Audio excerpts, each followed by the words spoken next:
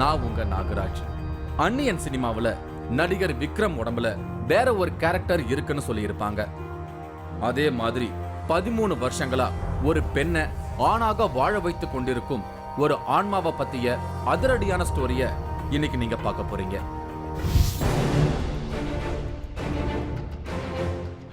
ஒரு பெண் ஆணாக மாறி வரும் வினோதம், சாமியாரின் ஆவி புகுந்ததால் நடந்த விபரீதம்.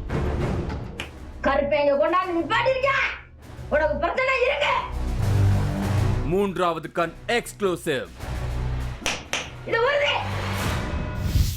நான் இன்னைக்கு மதுரை மாவட்டம் உலுப்பக்குடிக்கு போயிட்டு இருக்கேன். என் மைண்ட்ல ஒரு டென்ஷன் இருக்கு. உலுப்பக்குடியில பிரபாகர் சாமி அப்படிங்கிறவரு அருள்வாக்கு சொல்றாரு, துர்சக்திகளை விரட்டுறாரு, போய் ஷூட் பண்ணுங்கன்னு அசைன்மெண்ட்டை கொடுத்துட்டாங்க. ஆனா யாருமே எதிர்பார்க்காத ஒரு சஸ்பென்ஸ் ஷூட்ல எனக்கு நடக்கும்னு சொல்லி அனுப்பிட்டாங்க. அதை பத்தி யோசிச்சுக்கிட்டே உலுப்பக்குடிக்கு வந்துட்டேன். பிரபாகர் சாமி வீட்டை விசாரிச்சு நான் வந்துட்டேன். வீட்டை கண்டுபிடிக்கிறதுல எனக்கு எந்த சிரமமும் இல்லை. என்ன ஒருத்தர் வீட்டுக்குள்ள அழைச்சிட்டு போனாரு. பிரபாகர் சாமியை பார்க்கணும்னு சொன்னேன். அருள்வாக்கு சொல்ற இடத்துக்கு அழைச்சிட்டு போனாங்க. பிரபாகர் சாமி அருள்வாக்கு சொல்ற இடத்துக்கு வந்துட்டேன். பச்சை வேட்டி, வெள்ளை சட்டை, பச்சை டவல் போட்ட ஒருத்தர் பூஜை பண்ணிக்கிட்டு இருந்தாரு. ஷார்ப்பா முடி வெட்டி இருந்தாரு. லைட்டா தாடி வளர்ந்து இருந்தது. இவர்தான் பிரபாகர் சாமின்னு தெரிஞ்சது. எங்க டீம்ல சொல்லி அனுப்பி இருந்த மாதிரி என்ன அதிரடியான மேட்டர் நடக்க போகுதுன்னு நான் வெயிட் பண்ணேன். அப்பதான் அதிர்ச்சியான அந்த சம்பவம் நடந்தது. பிரபாகர் சாமி வாக்கு சொல்றதுக்காக கத்த ஆரம்பிச்சாரு. கருப்பேங்க கொண்டாந்து நிப்பாட்டிருக்க, உனக்கு பிரச்சனை இருக்கு, ஓ எல்லாம் நல்லாயிரும், சரியா? அப்புறம் என்ன கேள? இது வருது. பிரபாகர் சாமி வாயில இருந்து வந்த பெண் குரலை கேட்டு நான் அதிர்ச்சியான. அப்பதான் பிரபாகர் சாமி ஒரு ஆண் இல்ல, அவங்க ஒரு பெண் அப்படின்னு தெரிஞ்சது. திரும்பவும் சொல்றேன், பிரபாகர் சாமின்னு நான் நினைச்சு வந்தது ஆண் சாமியார் இல்ல, இவங்க ஒரு பெண் சாமியார். நாகராஜ் இன்னைக்கு அந்த நாகத்தோடைய அமைப்பு கிளீனா இருக்கீங்க. இந்த நாகம் வீட்டுல இருந்தது, வாக்கு கொடுத்து இந்த பேர் வச்சிருக்காங்க. உண்மையா பொய்யா தெரியல எனக்கு. சரியாதா? சாமி இவ்வளவு தூரம் சொல்றேனேப்பா, கேட்க மாட்டீங்களாப்பா? ஷூட் பண்றாரு அவரு எல்லாத்தையும். நான் பேசுறேன்னா ஷூட் பண்ணிக்கிட்டு தான் இருக்கிறாரு. ஏப்பா கேமராமேன், எடுக்கிறீங்களா, ஷூட் பண்றீங்களா, எப்படி? இவங்களோட ஒரிஜினல் பெயர் மீனா. ஆனா மீனான்னு கேட்டா இங்க யாருக்கும் தெரியல. சில வருஷங்களுக்கு முன்னாடி இறந்து போன பிரபாகர் அப்படிங்கிற ஒரு சாமியாரோட ஆத்மா திடீர்னு ஒரு நாள் இவங்களுக்குள்ள வர ஆரம்பிச்சிருக்கு. ஆரம்பத்துல திடீர்னு வருவதும் போவதுமா இருந்த பிரபாகர் சாமியோட ஆத்மா ஒரு கட்டத்துல மீனாவோட உடம்புல முழுக்க இறங்கி உட்கார்ந்துடுச்சு. இப்போ மீனாங்கிற பெண்ணோட ஒரிஜினல் கேரக்டர் இவங்க கிட்ட இல்ல. இவங்க இப்ப முழுக்க பிரபாகர் சாமி. இப்படி ஒரு பவர்ஃபுல்லான விஷயத்த என்கிட்டயே மறைச்சிருக்காங்கிற விஷயம் புரிஞ்சுது. வரிஞ்சு கட்டிக்கிட்டு ஷூட்டிங்ல இறங்கிட்டேன். மீனாவை பிரபாகர் சாமியா மாத்தின பிரபாகர் சாமி யாரு? இறந்து போன பிரபாகர் சாமி ஆத்மா ஏன் இவங்களுக்குள்ள லைஃப் முழுக்க செட்டில் ஆகணும்?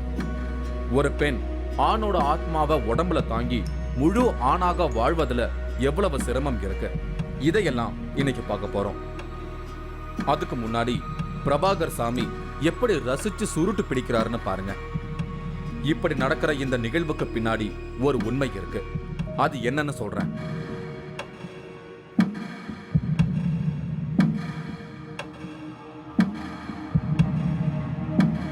பிரபாகர் சாமியா வாழ்ந்து கொண்டிருக்கிற மீனாவை இன்னைக்கு நம்மளோட 3வது கண் நிகழ்ச்சி மூலமா உலகம் முழுக்கவே பார்க்கறாங்க. ஒரு பெண் இப்படி புகைப்பிடிக்கிறத மீடியாவில் பார்த்தா தன்னோட இமேஜ் டேமேஜ் ஆகும் அப்படிங்கிற சிந்தனை எல்லாம் மீனாவுக்கு இல்ல. பிரபாகர் சாமி வாழ்ந்த காலத்துல இப்படி புகைப்பிடிச்சிட்டு அருள்வாக்கு சொல்லுவாராம். மீனாவுக்குள்ள வந்த பிறகும் அந்த பழக்கம் தொடருது. ஐ ஆம் பிரபாகர் சாமி, இதுதான் மீனாவோட ஸ்டேட்மெண்ட். சோ இந்த நிகழ்ச்சியை பார்க்கிற எல்லாரும் மீனாவை மறந்துருங்க. பிரபாகர் சாமியா மீனாவை பாருங்க. அம்மான்னு யாராவது இவங்களை கூப்பிட்டா சட்டுன்னு கோபம் வருது மீனாவுக்கு. வணக்கம் சாமி. வணக்கம். உங்க பேர் சொல்லுங்க. என் பேர் பிரபாகரன். உங்களை பற்றி சொல்லுங்கள் சாமி. என்னை பற்றி சொல்கிறேன்னா, இன்னைக்கு நான் வந்து சவுண்டாக சரி. அதாவது எப்படின்னா, இன்னைக்கு நான் வந்து இந்த இடத்துக்கு வந்து ஒரு 13 வருஷம் ஆயிடுச்சு. இன்னைக்கு இதே லெவலில் பேசிக்கலாம்ல? சொல்லுங்கள். அதாவது 13 வருஷம் இன்னைக்கு இந்த இதில் வந்து அந்த பொண்ணு உடம்புல வந்து நான் இன்னைக்கு உட்காந்துருக்கேன். பொதுவாக நான் உங்களை வந்து பார்த்தோன்னே, முதல்ல வந்து உங்களை பார்த்தோன்னே அம்மா சொல்லுங்கம்மான்னு சொன்னேன். நான் இல்லை சுவாமின்னு கூப்பிடுங்க அப்படின்னு சொன்னீங்க. எதுக்காக அந்த கோவம் திடீர்னு வருது? எனக்கு அது அடிக்கடி வந்துடும். ஏன்னா அம்மானு சொல்லக்கூடாது. ஏன்னா இன்னைக்கு ஒரு பிரம்மச்சாரி கட்ட இப்போ நீனே ஒரு ஆண்மகன். ஆண்மகனை வந்து நம்ம ஒரு வேற மாதிரி கூப்பிட்டாக்க கொஞ்சம் கஷ்டமா இருக்கும் இல்லையா? இந்த ஆண்மகனை அப்படி கூப்பிடையில எனக்கு நானே இன்டர்வியூ எடுக்கும்போது திடீர்னு அம்மான்னு இவங்களை கூப்பிட்டேன். உடனே அம்மா இல்ல சாமின்னு சொல்லுங்கன்னு இடை திருத்தம் பண்ணாங்க. சொல்லுங்க. அதான் 5 தலை மாதிரி. அம்மா இல்லவா? சாரி, அதான் சாமி 5 தலை மாதிரி தெரியுது. பிரபாகர் சாமி தான் வாழ்ந்த நாட்கள்ல தன்னை தேடி வரவங்களுக்கு ஆறுடம் சொல்லியிருக்காரு. இது நடக்கும், இது நடக்காது அப்படின்னு தெளிவா சொல்லியிருக்காரு. அவர் வாழ்ந்த நாட்கள்ல அவரோட உடம்புக்குள்ள நிறைய தெய்வ சக்திகள் புகுந்து அருள்வாக்கு சொல்லியிருக்கு. இன்னைக்கும் அந்த நிலை தொடருது. மீனா உடம்புக்குள்ள பிரபாகர் சாமி வந்தது மாதிரியே அவர் வழிபட்ட தெய்வங்களும் இன்னைக்கும் மீனாவுக்குள்ள வருது.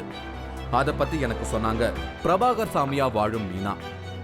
இப்போ வர்றவங்களுக்கு அருள்வாக்கு சொல்றீங்க. இப்போ எந்த தெய்வம் வந்து அருள்வாக்கு சொல்லுவாங்க வர்றவங்களுக்கு? 7 தெய்வம் உடம்புல இருக்குன்னீங்க. பிரபாகரன் உட்காந்து தான் சொல்லுவேன். பிரபாகரன் உட்காந்து தான் சொல்லுவேன். பிரபாதான் உட்காந்து வாக்காடிக்குவேன். ஆனா அந்த தெய்வங்கள் அப்படியே வருவாங்க. கொஞ்சம் கொஞ்சமா நம்ம வாக்கு சொல்ல சொல்ல சொல்ல சொல்ல அப்படியே வந்துட்டே இருப்பாங்க. சாதாரண ஒரு குடும்ப பெண்ணா இருந்த மீனாவோட உடம்புக்குள்ள பிரபாகர் சாமி வர ஆரம்பிச்ச பிறகு நார்மல் லைஃப் மாறிடுச்சு. ராத்திரி எல்லாம் தூங்குறது இல்ல. துர்சக்திகள் நடமாட்டம் தெரிஞ்சா திடீர்னு கத்துவாங்களாம். மீனாவோட உடம்புக்குள்ள பிரபாகர் சாமி இருந்தா அந்த நேரம் சிகரெட் பிடிப்பாங்க. கருப்பு சாமி மாதிரி வேற சாமி இருந்தா சுருட்டு பிடிப்பாங்க. துர்சக்திகளை விரட்டுவதற்காக இவங்க செய்யற நள்ளிரவு பூஜையில யாருக்கும் அனுமதி இல்ல. ஸ்ரீசக்கரபீடம் ஒன்று இருக்கு, அதை போட்டு அமைச்சு அது வந்து ரொம்ப யாருக்குங்கிறது தெரியாதது. அந்த பிரச்சனை நைட்டில் உட்கார நைட் 12 மணி ஆகும். அந்த செய்வன உள்ளவங்களுக்கு வந்து நம்ம அந்த கோழி இதுகளை வந்து காவை கொடுத்துவிட்டு நம்ம அந்த பூஜையில் எலுமிச்சம்பழம் என்னோட கண்ணியை வந்து 1000 வந்து இருந்தேன். அதில் உட்காந்து தாத்தாட்ட கேட்டு இந்த மாதிரி பிரச்சனையை முடிச்சு கொடு. குழந்தையா இருந்தாலும் சரி, செய்வனையாக இருந்தாலும் சரி, இதை முடிச்சு அவங்களுக்கு பாட்டி கொடுப்பேன். இந்த ஊர்ல உள்ளவங்க பிரபாகர் சாமியா வாழும் மீனா கிட்ட எல்லா முக்கியமான நிகழ்வுகளுக்கும் கன்சல்ட் பண்ணிக்கிறாங்க. இவங்க செல்வராணி வெத்தலப்பாக்கு எலுமிச்சம் பழத்தோட சாமி கிட்ட அருள்வாக்கு கேட்க வந்திருக்காங்க. தன்னோட மகனுக்கு திருமணம் எப்ப நடக்கும்னு கேட்க வந்திருக்காங்க. குறிப்பிட்ட மாசத்துல நடத்தி தருவதா சாமியும் வாக்கு கொடுத்தாங்க. முடிச்சு தரேன். இப்ப இந்த தைக்குள்ள ஏதாவது ஏற்பாடு ஆகணும். மீனா வீட்டை விட்டு வெளியே போனாலும் இந்த கெட்டப்ல தான் போறாங்க. ஒரு யூனிஃபார்ம் மாதிரி வெள்ளை சட்டை பச்சை டவலோட சுத்தி வராங்க. ஆரம்பத்துல இது பத்தின கேலி கிண்டல்கள் இருந்திருக்கு. ஆனா இன்னைக்கு வாக்கு சொல்ற சாமியா இவங்கள பாக்குற மனநிலை வந்திருக்கு. அத பத்தி எனக்கு சொன்னாங்க செல்வராணி. இப்போ பிரபாகர சாமின்னு சொல்லிட்டு ஒரு பெண்ணு தான் உங்களை வந்து நீங்கள் எப்படி அவங்கள பார்க்குறீங்க? ஆணா பார்க்குறீங்களா பெண்ணா பார்க்குறீங்களா? நாங்கள் வந்து ஆணாத்தையும் பார்க்குறோம். கூப்பிடுறது சாமின்னு தான் கூப்பிடுவோம்.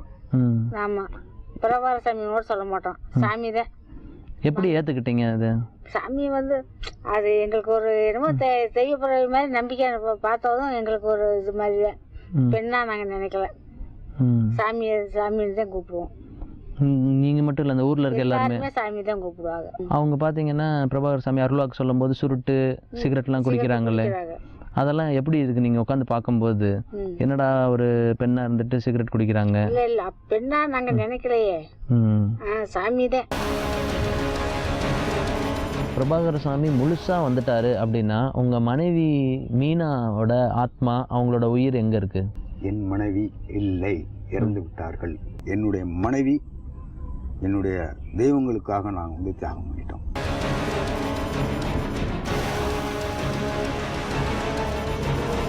ஆச்சி மசாலா வழங்கும் 3வது கண் powered by Twin Birds legging. இடைவேளைக்கு பின் தொடரும்.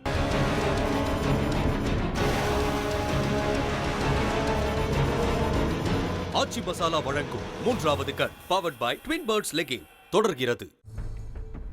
நான் இன்னைக்கு ஆணாக வாழும் பெண் சாமியார பத்தின கவர் ஸ்டோரிக்காக மதுரை மாவட்டம் உலுப்பக்குடிக்கு வந்திருக்கேன். அந்த பெண் சாமியாருக்குள்ள இருக்கும் ஆத்மா வாக்கு சொல்லுது, துர்சக்திகளை விரட்டுறதுக்காக நள்ளிரவு பூஜை பண்ணுது. இப்படி ஒரு அதிரடியான பெண்ணை பத்தின கதையத்தான் நான் இப்ப ஷூட் பண்ணிக்கிட்டு இருக்கேன். இவரு அருண்ராஜ், மீனாவோட கணவர். ஆரம்பத்துல நாத்திகரா இருந்த இவரு தொழில நஷ்டமான சூழல்ல பிரபாகர் சாமியை போய் பார்த்து தன்னோட பிரச்சனைக்கு தீர்வு கேட்டிருக்காரு. பிரபாகர் சாமி சொன்னது அடுத்தடுத்து நடக்க ஆரம்பிச்சிருக்கு. பிரபாகர் சாமி மேல நம்பிக்கை வந்து அவருக்கு ஒரு சிஷ்யர் மாதிரி அவரையே சுத்தி வந்திருக்காரு. அடிக்கடி பிரபாகர் சாமியை போய் சந்திச்சு ஆசி வாங்கித்தான் எல்லா வேலையும் செய்திருக்காரு. தன்னோட மனைவி மீனாவையும் ஒரே ஒரு முறை பிரபாகர் சாமி கிட்ட ஆசி வாங்க அழைச்சிட்டு போயிருக்காரு. அப்படிப்பட்ட சூழல்ல திடீர்னு ஒரு நாள் பிரபாகர் சாமி இறந்து போயிட்டாரு. இன்னைக்கு பிரபாகர் சாமியா வாழ்ந்துகிட்டு இருக்கிற மீனா அதுக்கப்புறம் பிரபாகர் சாமிய பார்க்கவே இல்லை அப்படிங்கிறது ஒரு ஆச்சரியமான செயல்பாடு. இன்னைக்கு பிரபாகர் சாமியா அருள்வாக்கு சொல்லும் போது அருண்ராஜ் அப்படின்னு ஒரு சிஷ்யனை அழைக்கிற மாதிரி தான் கணவரை அழைக்கிறாங்க. அருண்ராஜும் பிரபாகர் சாமியார் கிட்ட நடந்துகிட்ட மாதிரி தான் நடந்துக்கிறாரு. இந்த மாதிரி சம்பவங்கள் ஏன் கண் முன்னாடியே நடந்தது. அருள்வாக்கு சொல்லிக்கிட்டு இருக்கிற நேரத்துல திடீர்னு தண்ணி தாகம் எடுத்திருக்கு. உடனே அருண்ராஜ பெயர் சொல்லி அழைச்சாங்க.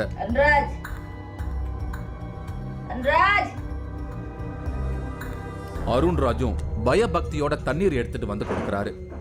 இப்படி எல்லாம் நடக்கிறது எனக்கு பிரமிப்பா இருந்தது. இன்னைக்கு தன்னோட மனைவிய தெய்வத்துக்காக தியாகம் பண்ணிட்டதா அருண்ராஜ் சொல்றாரு.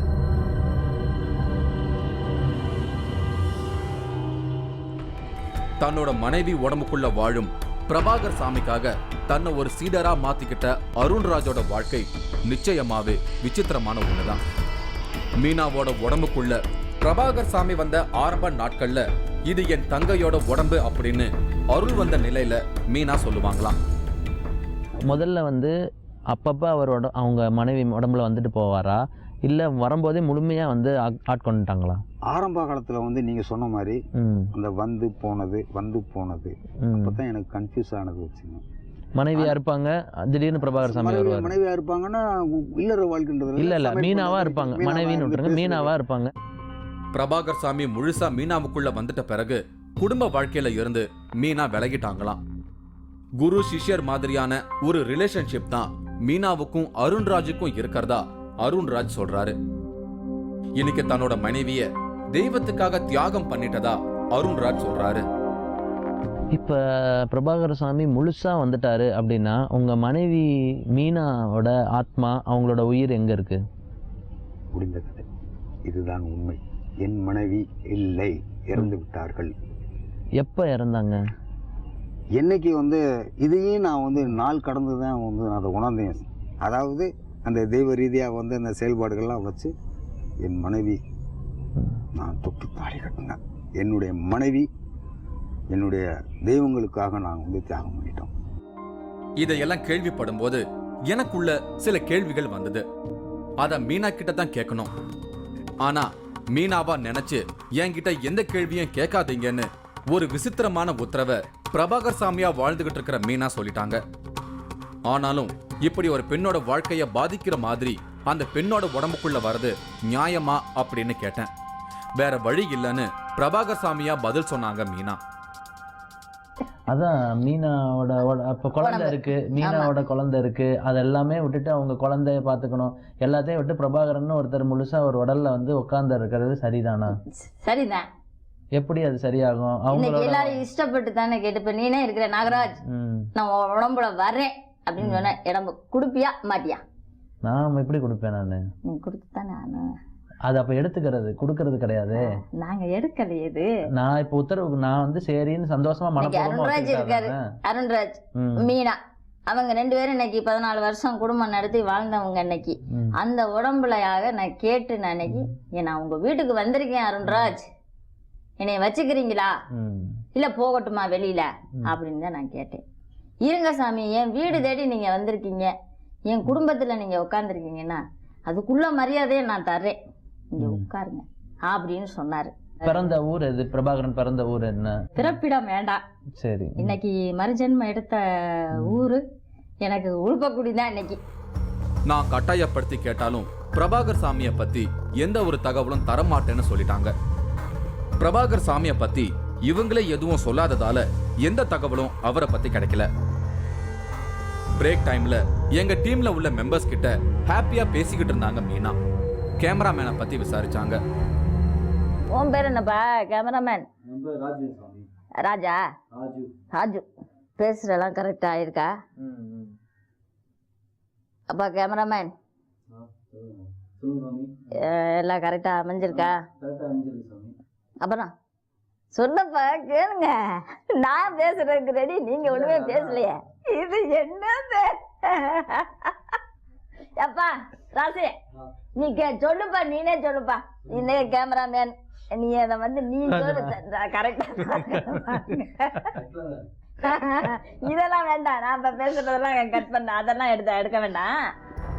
பெரும்பாலான பெண்கள் தங்களோட தலைமுடி மேல ஆர்வமா இருப்பாங்க. ஆனா மீனா அடிக்கடி மொட்டை போட்டுக்குவாங்களாம். பிரபாகர் சாமியும் தான் வாழ்ந்த காலத்துல முடிய வளர விடாம சாமிக்கு மொட்டை போடுவாராம். அதே பழக்கம் இன்னைக்கும் மீனா கிட்ட தொடர்வதா அருண்ராஜ் சொன்னாரு. மீனாவோட சொந்த மகன் கூட மீனாவை அம்மான்னு அழைக்கிறது இல்லைன்னு சொன்னாரு அருண்ராஜ். ஓகே, அப்போ இப்போ மீனாவோட குழந்தை ஒரு பையன் இருக்கான்னு சொன்னீங்க. அவங்க இப்போ பிரபாகர சாமி வந்ததுக்கப்புறம் அந்த பையனை எப்படி பார்த்துக்குருவாங்க? யார் பார்த்துக்குருவா? நல்ல ஒரு கேள்வி கேட்டீங்க. அதாவது இவன் வந்து பிறந்த மறு வருஷத்தில் அவனுக்கு ஆசீர்வாதம் கிடைச்சது. உட்காந்துருக்கான். சக்தி அவனுக்கு பேர் வச்சது.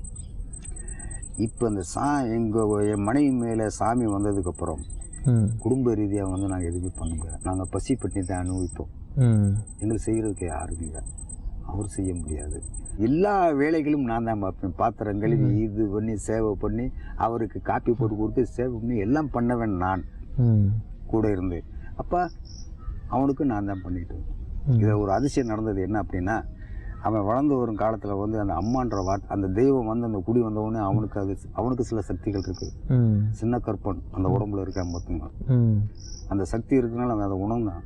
அம்மான்னு கூப்பிடவே மாட்டான் பார்த்துங்க, சாமின்னு தான் கூப்பிடுவேன். ஏன்னா அந்த சாமியை நேரில் சந்திச்சவன். அவன் சின்ன வயசுல நேரில் பார்த்தவன். பெண்ணுன்னா இதை பிடிக்க முடியுமா கையா? உங்க கையா நானே ஒரு ஆண்மகன், ஒரு சக்தி, ஒரு சாமி, இந்த கையை பிடிச்சி இன்னைக்கு நான் வாக்கு கொடுக்குறேன்.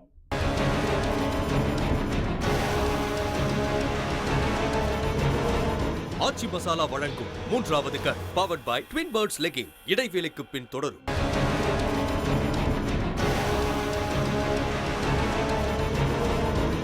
ஆச்சி மசாலா வழங்கும் 3வது cut powered by Twin Birds legging தொடர்கிறது. நான் இன்னைக்கு மதுரை மாவட்டம் உளுப்பக்குடியில இருக்கேன். பல வருஷங்களா ஒரு பெண்ணோட உடம்புக்குள்ள ஒரு சாமியாரோட ஆத்மா வாழ்ந்துகிட்டு இருக்கு. அந்த பெண் இப்போ ஆண் சாமியாரா வாழ்ந்துகிட்டு இருக்காங்க. வாக்கு சொல்றாங்க. ஆணாக வாழும் அந்த பெண்ணை பத்தி தெரிஞ்சுக்கத்தான் நான் வந்திருக்கேன். இவங்க கீதா, இந்த ஊரை சேர்ந்தவங்க. இவங்களோட மகனுக்கு பேய் கோளாறு இருந்திருக்கு. அதை கண்டுபிடிச்சு சரி பண்ணியிருக்காங்க மீனா. கீதா, என்ன சாமி மகனுக்கு எப்படி இருக்கு? மகனுக்கு இப்போ நல்லா இருக்கு.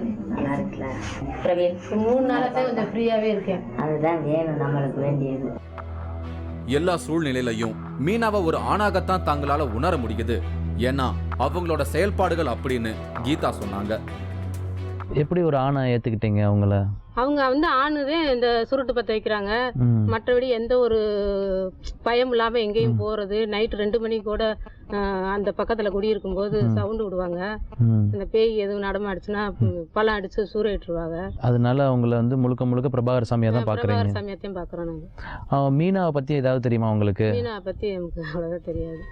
இதே மாதிரி இந்த ஊரை சேர்ந்த எல்லாருமே மீனாவை ஒரு ஆண் சாமியாரா தான் நினைக்கிறாங்க. அதுக்காக அவங்க சொல்ற காரணங்கள் விசித்திரமானதா இருந்தது. இப்போ இந்த உளுப்பக்குடி கிராமத்தில் இருக்க எல்லாருமே இவங்களை பிரபாகர சாமியை பார்க்குறாங்க. நானும் அந்த சாமிகிட்ட போய் அருள் வாக்கெல்லாம் கேட்போம். இப்போ எல்லாருமே ஃபுல்லாக ஊர் ஃபுல்லாகவே பிரபாகர சாமியை தான் நம்புகிறாங்க. ஒரு பெண்ணாவே யாருமே நினைக்கவே இல்லை. மீனா என்னோட கைகளை பிடிச்சுக்கிட்டாங்க. கூர்ந்து அவங்கள பார்த்தா 5 தலை நாகம் தெரியும்னு சொன்னாங்க. இதுல எந்த சக்தி தெரியுதுங்கிறத நீங்க உணரணும். உணரக்கூடிய ஒரு சக்தி உங்களுக்கு கொடுக்குறேன். பாருங்க நீங்க எப்படி சொல்லுங்க. நீங்க கை இழுக்குது, ஆனா நெத்தியில எதுவும் தெரியல. கண்ணை பாருங்க, கண்ணை பார்த்துட்டு நெத்திய பாருங்க. நானும் அதுக்காக முயற்சி பண்ணேன். தொடர்ந்து எனக்கு டைம் ஆகிறதால என்னால அந்த பயிற்சியை தொடர முடியல. தான் ஒரு ஆண் அப்படிங்கறதால என்னால இன்னொரு ஆணோட கைகளை சுலபமா பிடிக்க முடியுதுன்னு சொன்னாங்க. என்னோட கைக்குள்ள உங்க கையாகப்பட்டது இதுக்குள்ள இருந்துச்சு. பெண்ணுன்னா இதை பிடிக்க முடியுமா கையா? உங்க கையா? நானே கொஞ்சம் யோசிங்க. ஒரு ஆண்மகன், ஒரு சக்தி, ஒரு சாமி இந்த கையை பிடிச்சி இன்னைக்கு நான் வாக்கு கொடுக்குறேன். எனக்கு கூடிய விரைவில் திருமணம் நடக்கும்னு ஆருடம் சொன்னாங்க. அதே மாதிரி நான் இப்ப பார்த்துட்டு இருக்கிற இந்த மாதிரி மீடியா வேலையத்தான் லைஃப் லாங் பார்ப்பேன்னு சொன்னாங்க. இந்த வேலை தான் உங்களுக்கு வாழ்நாள் கொடுக்க இந்த டிவியோட வேலை. ஆனா நிறைய வாய்ப்புகள் தேடி வரும். நான் அங்கிருந்து புறப்படும் நேரம் வந்தது. இறந்து போனவரோட ஆத்மா இன்னொருத்தரோட உடம்புக்குள்ள வருவதை பத்தி நம்மோட நிகழ்ச்சியில நிறைய பார்த்திருக்கோம். ஆனா ஒருத்தரோட உடம்புக்குள்ள நிரந்தரமா ஆத்மா வாழ்றத இப்பதான் நேரடி காட்சிகளா உணர்றேன். கடைசி வரைக்கும் இதுதான் தன்னோட வாழ்க்கைன்னு சொன்னாங்க மீனா. இப்ப மீனான்ற ஒரு பெண்ணை வந்து அவங்களோட வாழ்க்கையை வந்து இப்ப இது பண்ணிட்டீங்கல்ல, இது எவ்வளவு நாட்கள் வந்து இப்படி அவங்க உடல்ல இருக்கிறது? அப்படியே கண்டினியூவா அந்த ஒரு குடும்பம்ங்கிறதுக்கு அவங்களுக்கு மீனான்ற அந்த உயிர் திருப்பி வரவே வராது அந்த உடலுக்கு. என்னை விட்டு கொடுக்க முடியாது என்னால. ஆரம்பத்துல இந்த ஸ்டோரி பத்தின ஸ்கெலிட்டனை என்னால முழுசா உணர முடியாம தவிச்சேன். நேரம் ஆக ஆக எனக்குள்ள ஒரு ஆர்வம் வந்தது. கூடவே சில கேள்விகளும் வந்தது. இப்ப என்ன விதமான வாழ்க்கை மீனா வாழ்ந்துகிட்டு இருக்காங்க? நல்ல புடவை கட்டி எந்த விதமான ஒரு ஃபங்க்ஷனுக்கும் போக முடியாது. எல்லாரையும் போல விதவிதமா சமைச்சு ருசிச்சு சாப்பிட முடியாது. பெண் உடம்போடையும் ஆண் உணர்வுகளோடையும் வாழ்வது ஈஸியான விஷயம் இல்லை. இந்த வாழ்க்கையில நிறைய பெயின் இருப்பதை என்னால உணர முடியுது. இது மீனாவுக்கு வரமா சாபமான்னு எனக்கு தெரியல. ஆனாலும் நம்ம சுத்தி இருக்கிற உலகத்துல வித்தியாசமான அமானுஷ மனிதர்கள் வாழ்றாங்க அப்படிங்கறத புரிஞ்சுக்கிறதுக்கான ஒரு முயற்சி தான் இந்த எபிசோட். மீண்டும் ஒரு நிகழ்வோட நான் உங்களை சந்திக்கிறேன். அதுவரை உங்களிடமிருந்து விடை பெறுகிறேன். இந்த நிகழ்ச்சி மீண்டும் வருகின்ற திங்கள் அன்று பகல் 12:30க்கு மறு ஒளிபரப்பாகும்.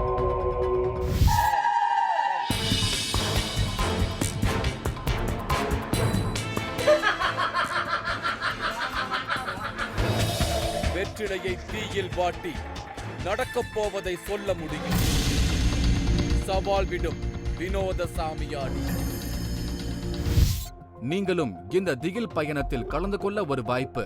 3வது கண் டிவி ஷோ என்ற Facebook பக்கத்தில் எங்களோடு இணைந்திடுங்கள். உங்களது அமானுஷ்ய அனுபவங்களை பதிவு செய்து இந்த நிகழ்ச்சியில் பங்கு பெறும் வாய்ப்பை பெறுங்கள்.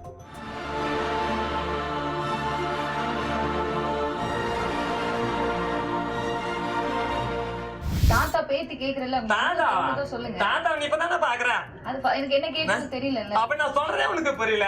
வருக நீரிதனிலமுந்து அருள் விளங்கும் எங்கள் சத்குரு குழுமியானந்து